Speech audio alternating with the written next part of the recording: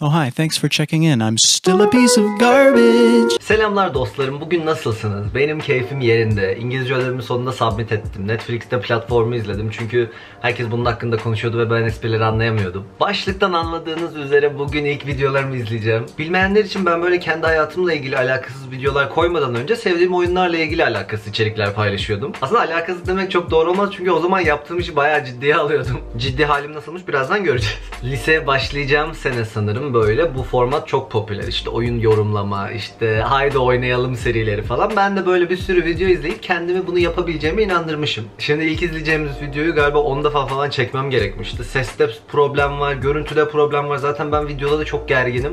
O yüzden arkadaşlar bu videoyla dalga geçmeye bayılıyorlar ve yani onları suçlayamam.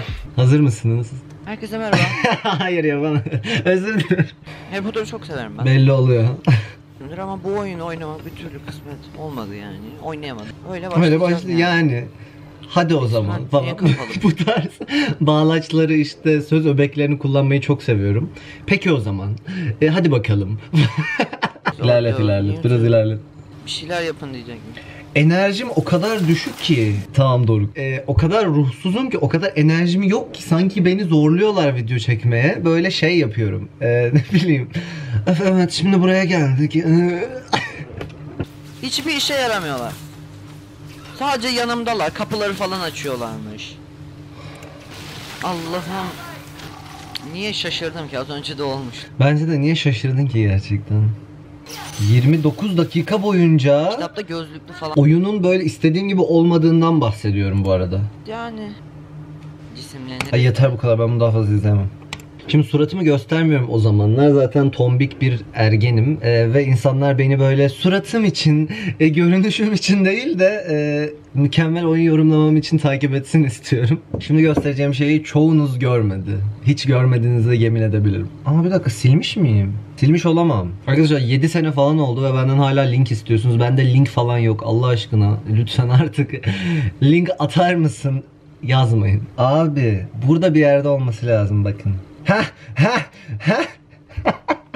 Video başlığımız duyuru, güncelleme, ünlem. Şimdi burada 14 yaşındayım ve ilk suratımı gösterdiğim video olması lazım. Zaten sonradan gizlemişim şeylerden.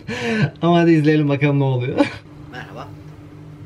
Şu an izlediğiniz videonun kalitesi kötü olabilir. Aman tanrım. Bu bir duyuru. Çok tuhafım arkadaşlar. 2 saniyede söylenebilecek şeyi 1 dakikaya kadar uzatmışım. O zaman bile YouTuber olacağım belliymiş. Ondan sonra servise gidecek. Bu sırada PlayStation'dan canlı yayın. Asla yapmadım belli onu. Olmaz. Başka. Bir değişiklik fark ettiniz mi acaba? Fark etmediniz mi? Ben size söyleyeyim. Bu benim. bu hani size video hazırlamak için Doruk ben. Doruk suratını göster falan. Pişman oldum şimdi. Abi inanmıyorum ya, bir dakika. Kendime ne kadar şey yapıyorum. Espri anlayışımın çok değişmediğini söyleyebilirim. Hala kendime böyle laf sokmak falan derince akla ben geliyorum. Ama yine de çok üzüldüm ya, şu çocuğa bakın. Büyük ihtimalle böyle okulda şey oluyordu. Buna bullying yapıyorlardı ve bu çocuğun kaçma yolu YouTube'da yeni arkadaşlar edinmekti. Ama orada da özgüven sıfır. Beni terk etmeyin. Hepinizi çok seviyorum, abonelerim. Görüşmek üzere. Ay geri zekalı. Şimdi gerçekten hayatımda yaptığım ilk videolara göz atacağız. Onlar bu kanalda değil, başka bir kanaldalar. Ben gençken bir tane site vardı arkadaşlar. Sims.tr diye. Bu işte Türkiye'deki Sims severleri birleştiriyordu. Böyle rehberler vardı, Sims dünyasıyla ilgili haberler vardı. Bir de bu sitenin forumu vardı. Bu forumda insanlar böyle Sims'te yaptıkları her şeyi paylaşabiliyorlardı. İşte eşya yapmışlar, sim yapmışlar. Birileri dizi falan çekiyordu, bayağı böyle hani ciddi bir şeydi ve popülerdi. Bu içerikler çok popülerdi yani. Şimdi ben dizi çekmeye hiç yeltenmedim. Çok uzun sürecekti ama bir tane klip çekmiştim. İşte burada hayır. Bu videoyu da bayağıdır izlemiyorum. Galiba 11 yaşındayım. İşte Nilkara İbrahimgil'in bir tane şarkısı vardı ilk albümünden, Pelin diye. Çok eğlenceli bir şarkıdır. Ben de onu Sims 2'ye uyarlamak istemişim. Bakalım ne olmuş.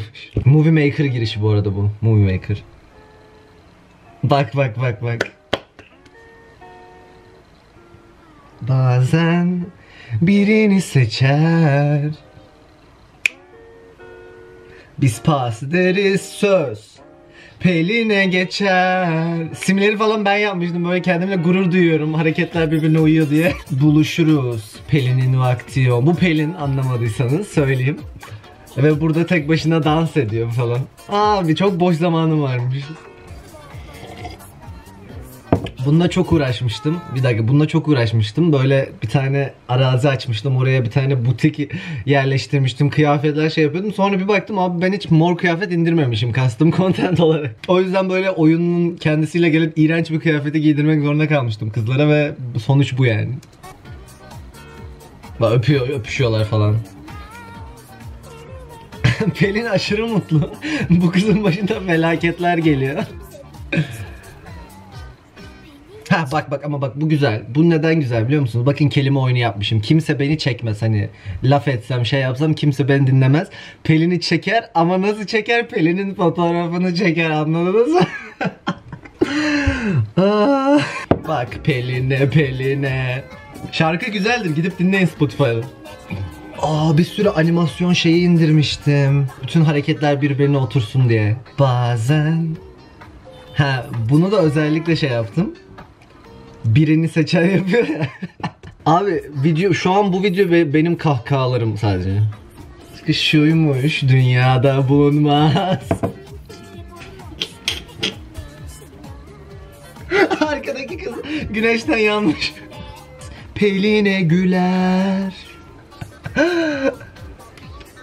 Abi ya neyse, dediğim gibi ama gurur duyuyordum. Çünkü editlediğim ilk video falan. İlk video değildir belki de. İlk videolardan bir tanesi ya, 2011-2012. Dünyada bulunmaz. Pelin'in fikri buymuş.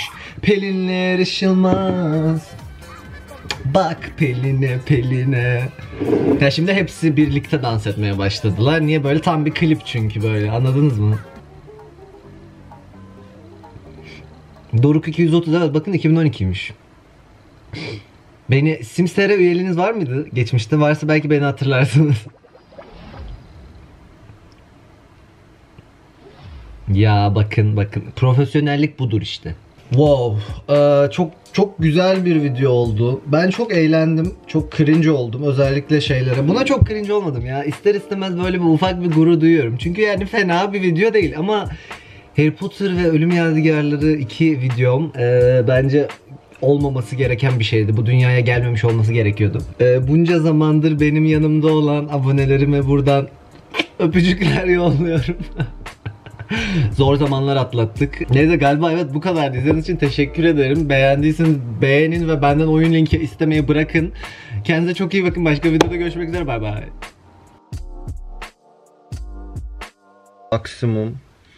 Maksimum 60'mış zaten, 60 üzerinden sınav. Minimum benim büyük ihtimalle minimum. Okuyabiliyor musunuz? Okuyamıyor musunuz? Okuyorsunuz.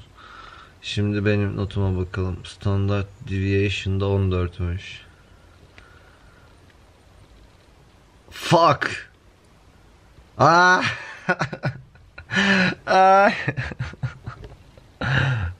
Lanet olsun. Lanet olsun. Zaten bir sınava girmiştim.